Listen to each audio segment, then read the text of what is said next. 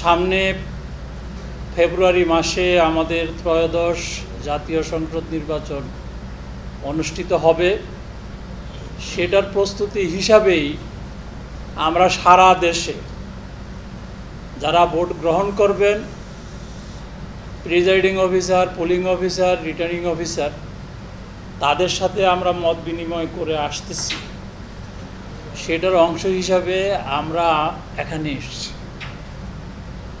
আমাদের এই কর্মশালাটি কালকে অনুষ্ঠিত হবে এবং সারা দেশে একটা ব্যাপক সাড়া পড়েছে। কারণ প্রিজাইডিং পোলিং অফিসার যারা ভোট অতিথি নিয়েছেন তাদের মধ্যে শঙ্কা, দ্বিধা, সংকোচ অনেক বিষয় কাজ করতেছিল। আমরা আশাবাদী যে এটি আমরা কাটিয়ে উঠতে পেরেছি। প্রশ্ন হচ্ছে আপনাদের যে গণভোট নির্বাচনের আগে হবে না কবে হবে, বিষয়টি এখনো নির্বাচন কমিশনের নজরে আসে নাই। সরকার কিভাবে প্রস্তুতি নিচ্ছেন সেই জিনিসটি আমাদের কাছে এখনো পৌঁছেনি। সিদ্ধান্ত হলে পরে আপনারা জানতে পারবেন। আরেকটি বিষয় বলেছেন যে ডিসেম্বরে তফসিল ঘোষণার বিষয়টি। নির্বাচন কমিশন ফেব্রুয়ারিতে নির্বাচন অনুষ্ঠিত হবে, রমজান মাসের পূর্বে। এই পরিকল্পনা নিয়ে আমরা কর্ম পরিকল্পনা অলরেডি প্রকাশ করেছি। আপনাদের মিডিয়ার মাধ্যমে আপনারা যে জানতে পেরেছেন এবং সেই অনুযায়ী আমাদের নির্বাচনের যে তফসিল সেটি ডিসেম্বরের প্রথম ভাগে ইনশাল্লাহ আমরা ঘোষণা করব। আরেকটি প্রশ্ন করেছেন পিআরের বিষয়ে আমি মন্তব্য করব না, কারণ এটি সম্পূর্ণ রাজনৈতিক বিষয়। রাজনৈতিক সিদ্ধান্ত কি আসে সেটির অপেক্ষায় আছি আমরা। আরেকটি প্রশ্ন আপনি করেছিলেন পররাষ্ট্র থেকে আক্রমণ। হ্যাঁ, মাননীয় প্রধান উপদেষ্টা, এটা মাননীয় প্রধান উপদেষ্টা উনি বলেছেন। এটির বিষয়ে আমি কোনো মন্তব্য করতে চাই না। তবে আমরা আশাবাদী যে আপনাদের সকলের সহযোগিতা এবং মিডিয়ার সহযোগিতায় একটা সুন্দর নির্বাচন আমরা ফেব্রুয়ারিতে উপহার দিতে পারব। নির্বাচনটা কি ফেব্রুয়ারিতে হবে ইনশাল্লাহ? কুয়াকাটাতে আসার কারণ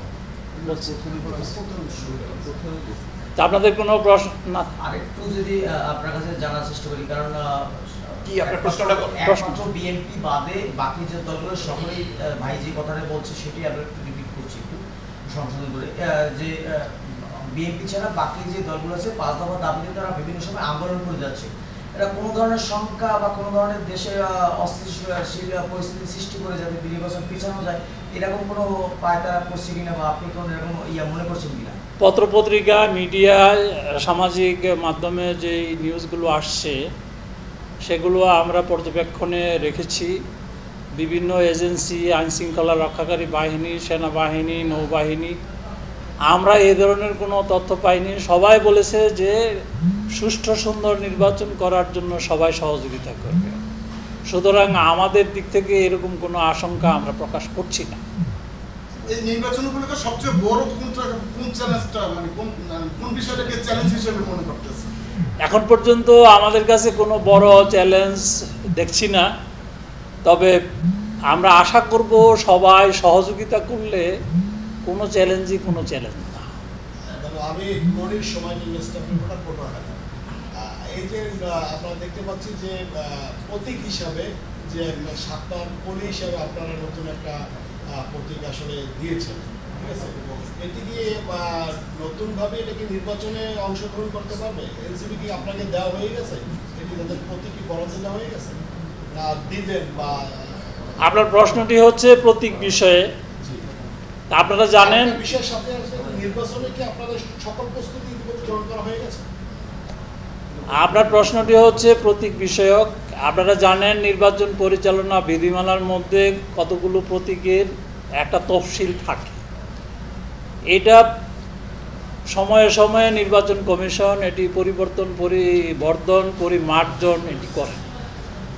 আপনারা দেখেছেন বা আমরা মিডিয়াতে লক্ষ্য করেছি যে আমাদের এমন কিছু প্রতীক ছিল যেগুলো নিয়ে মানে বিভিন্ন জনের পক্ষ থেকে বিভিন্ন সুপারিশ এসছে, তো আমরা সেগুলোকে বাদ দিয়ে এবং সুন্দর সুন্দর কয়েকটি প্রতীক আমরা সংযুক্ত করেছি। সেটির অংশ হিসাবে শাপলাকলি প্রতীকটাও অন্তর্ভুক্ত হয়েছে।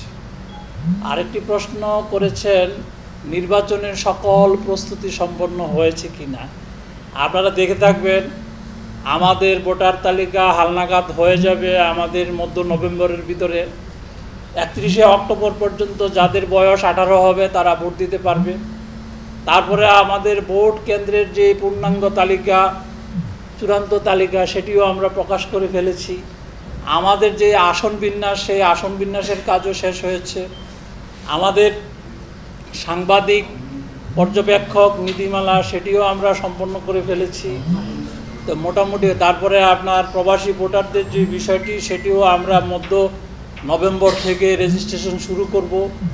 আর আপনারা যারা দেশের থেকে যারা নির্বাচনী কাজে নিয়োজিত থাকবেন তারাও যাতে ভোট দিতে পারে সেই ব্যবস্থাটাও এই মধ্য নভেম্বরের ভিতরে সেই কার্যক্রমও শুরু হয়ে যাচ্ছে।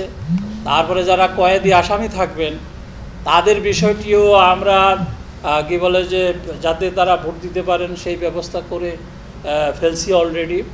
তো ইনশাল্লাহ আমাদের প্রস্তুতির দিক থেকে কোনো ঘাটতি নেই। এবং আপনারা দেখেছেন যে সকল পর্যায়ে সুশীল সমাজ, সাংবাদিক, বুদ্ধিজীবী এবং আমাদের বিভিন্ন মন্ত্রণালয়ের সচিবদের সাথে, আইন শৃঙ্খলা বাহিনীর সাথে, সেনাবাহিনী, নৌবাহিনী, বিমান বাহিনী, কোস্টগার্ড, যত বাহিনী আছে, পুলিশ বাহিনী, সবার সাথে আমরা সংলাপ শেষ করেছি।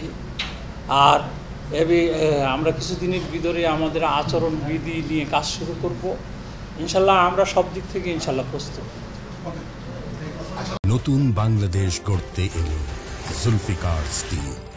জুলফিকার স্টিল, ইস্পাত দৃঢ় অঙ্গীকার।